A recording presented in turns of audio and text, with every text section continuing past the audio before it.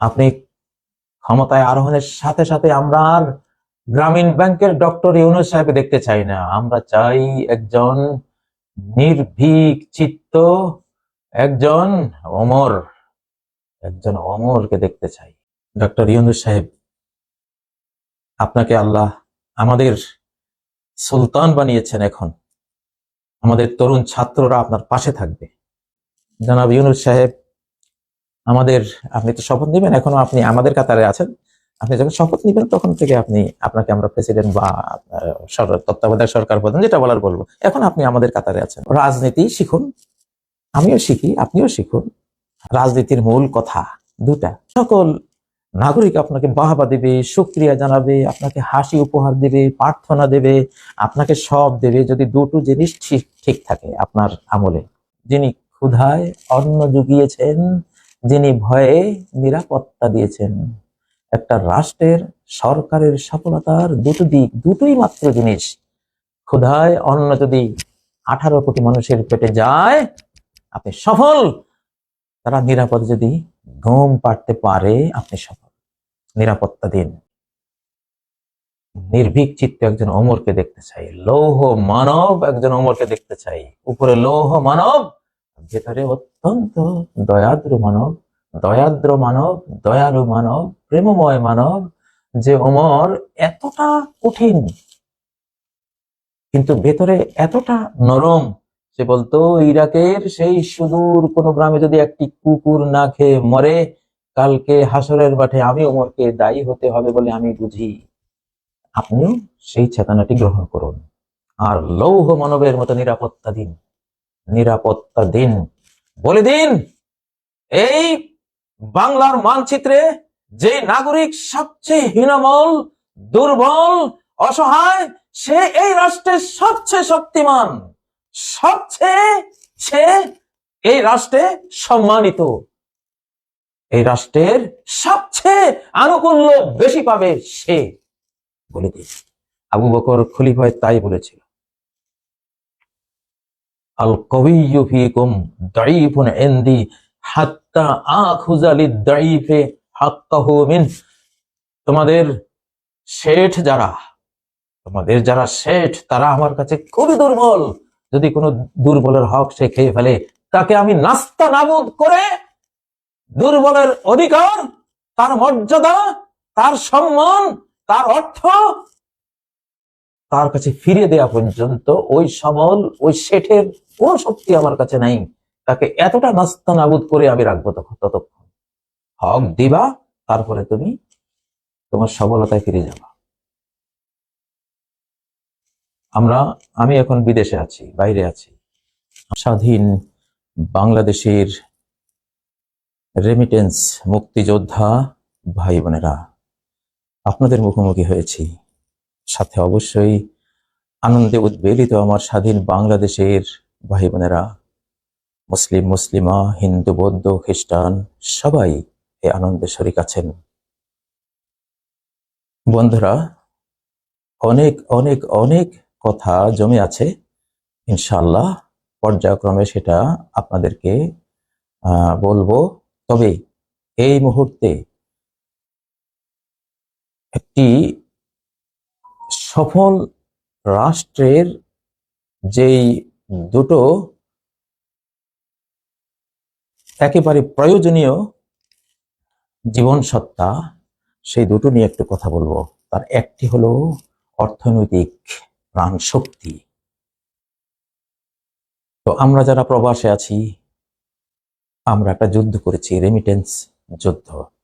এক সময় remittance shut down করে একটা ফ্রিডম ফাইটারের ভূমিকায় প্রবাসী বন্ধুরা আপনারা সবাই উপনীত হয়েছেন। ধন্যবাদ, জাযাকুমুল্লাহ খায়রান। বাংলাদেশের আকাশে একটি স্বাধীনতা সূর্য তুলে আনতে আপনারা অনেক অনেক দুঃখের রজনী কাটিয়েছেন, অনেক বেদনা, দুশ্চিন্তা আপনারা বহন করেছেন। বিজয় আল্লাহ দিয়েছেন। আমি মনে করি এটা সারা বাংলাদেশের মানুষের বিজয়। ইনশাআল্লাহ যারা হেরে গেছে, হেরে গিয়ে তারাও বিজয়ী হয়েছে। কারণ অন্যায় থাকলে, পাপাচারে জুলুম অত্যাচারে যারা লিপ্ত থাকে, ডুবে থাকে, সেটা তাদেরই ধ্বংস সবার আগে ত্বরান্বিত করে। বিশ্ব ইতিহাস এটার সাক্ষী। প্রিয় বন্ধুরা,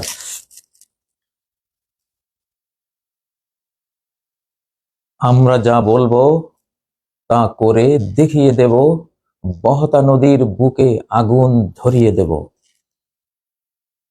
আমরা বাংলাদেশী, বাংলা ভাষী। আমাদের উপর শাহানশাহ, আমাদের শাহানশাহ রাজাধিরাজ তিনি দয়ালু হয়েছেন। সেজন্য অকল্পনীয় পথে, অচিন্তনীয় পথে আমাদেরকে একটি স্বাধীনতা দিয়েছেন, যে স্বাধীনতা নিয়ে আসতে কারো উপর আমরা ডিপেন্ড হইনি, কারো উপর নির্ভর করিনি। ৭১ নির্ভর করেছিলাম একটি প্রতিবেশের উপরে, খুবই ভুল হয়েছিল। সেই খোঁটা শুনতে শুনতে শুনতে হৃদয়টা ব্ল্যাক হোল হয়ে গেছে, এখন ব্ল্যাক হোল। আসলে বড় কষ্টের এটা।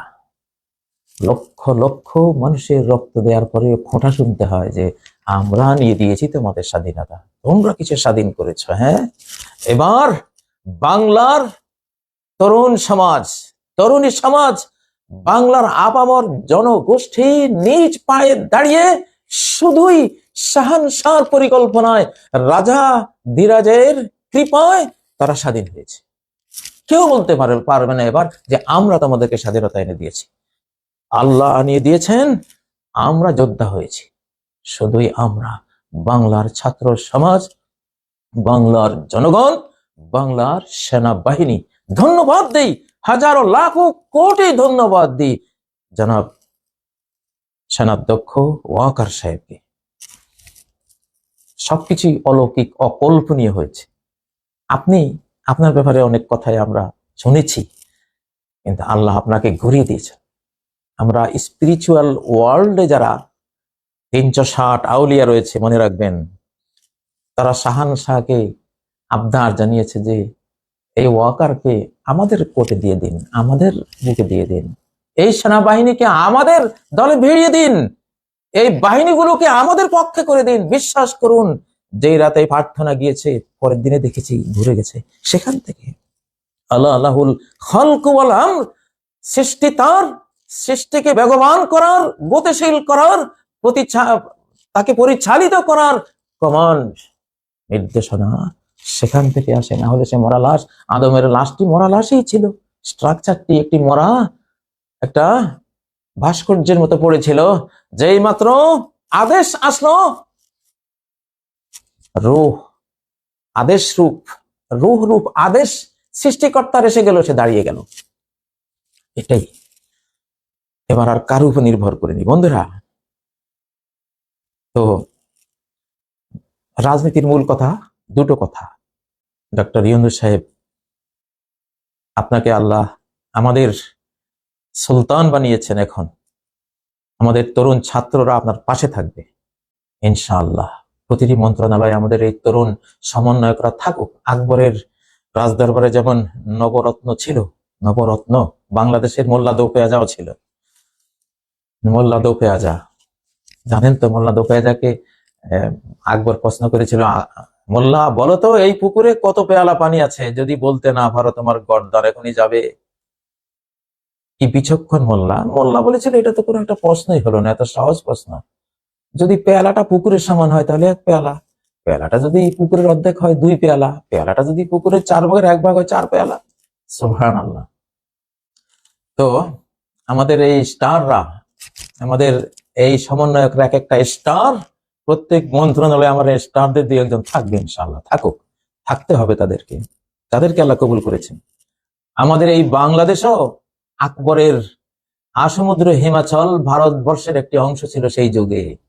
তাহলে বাংলাদেশেরও একজন রাজা 15 বছর 13 বছর বয়সে রাজা হয়েছিলেন। আকবরের সে আমলে বাংলাদেশ ভারতবর্ষেরই অংশ ছিল।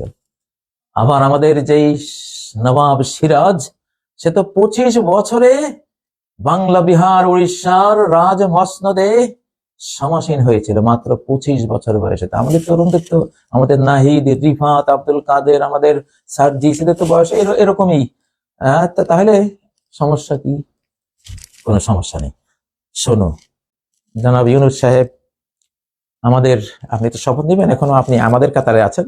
আপনি যখন শপথ নিবেন তখন থেকে আপনাকে আমরা প্রেসিডেন্ট বা তত্ত্বাবধায়ক সরকার প্রধান যেটা বলার বলবো। এখন আপনি আমাদের কাতারে আছেন। তো রাজনীতি শিখুন, আমিও শিখি, আপনিও শিখুন। রাজনীতির মূল কথা দুটা, একটা সুশাসনের মূল কথা দুটো। আপনার সকল নাগরিক আপনাকে বাহবা দেবে, শুকরিয়া জানাবে, আপনাকে হাসি উপহার দেবে, প্রার্থনা দেবে, আপনাকে সব দেবে যদি দুটো জিনিস ঠিক থাকে আপনার আমলে। সেই দুটো জিনিস কি? আল্লাযী আত'আমাহুম মিন জু'ইন ওয়া আমানাহুম মিন খাউফ, যিনি ক্ষুধায় অন্ন জুগিয়েছেন, যিনি ভয়ে নিরাপত্তা দিয়েছেন। একটা রাষ্ট্রের সরকারের সফলতার দুটো দিক, দুটোই মাত্র জিনিস। ক্ষুধায় অন্ন যদি 18 কোটি মানুষের পেটে যায়, আপনি সফল। তারা নিরাপদে যদি ঘুম পাড়তে পারে, আপনি সফল। নিরাপত্তা দিন। আপনি ক্ষমতায় আরোহণের সাথে সাথে আমরা আর গ্রামীণ ব্যাংকের ডক্টর ইউনূস সাহেব দেখতে চাই না। আমরা চাই একজন নির্ভীক চিত্ত, একজন অমরকে দেখতে চাই। নির্ভীক চিত্ত একজন অমরকে দেখতে চাই। লৌহ মানব একজন অমরকে দেখতে চাই। উপরে লৌহ মানব, ভেতরে অত্যন্ত দয়াদ্র মানব, দয়ালু মানব, প্রেমময় মানব। যে ওমর এতটা কঠিন কিন্তু ভেতরে এতটা নরম। সে বলতো, ইরাকের সেই সুদূর কোনো গ্রামে যদি একটি কুকুর না খেয়ে মরে, কালকে হাসরের মাঠে আমি ওমরকে দায়ী হতে হবে বলে আমি বুঝি। আপনিও সেই চেতনাটি গ্রহণ করুন, আর লৌহ মানবের মতো নিরাপত্তা দিন। বলে দিন, এই বাংলার মানচিত্রে যে নাগরিক সবচেয়ে হীনবল, দুর্বল, অসহায়, সে এই রাষ্ট্রের সবচেয়ে শক্তিমান, সে এই রাষ্ট্রে সম্মানিত, এই রাষ্ট্রের সবচেয়ে আনুকূল্য বেশি পাবে সে। বলে দিন। আবু বকর খলিফা তাই বলেছিল, আল কওয়িয়্যু ফীকুম দাঈফুন ইনদি হাত্তা আখুযা লিদ-দাঈফি হাক্কাহু মিন। তোমাদের যারা শেঠ তারা আমার কাছে খুবই দুর্বল। যদি কোনো দুর্বলের হক সে খেয়ে ফেলে, তাকে আমি নাস্তা নাবুদ করে দুর্বলের অধিকার, তার মর্যাদা, তার সম্মান, তার অর্থ তার কাছে ফিরিয়ে দেওয়া পর্যন্ত ওই শেঠের কোন শক্তি আমার কাছে নাই। তাকে এতটা নাস্তা নাবুদ করে আমি রাখবো ততক্ষণ। হক দিবা, তারপরে তুমি তোমার সফলতায় ফিরে যাবা।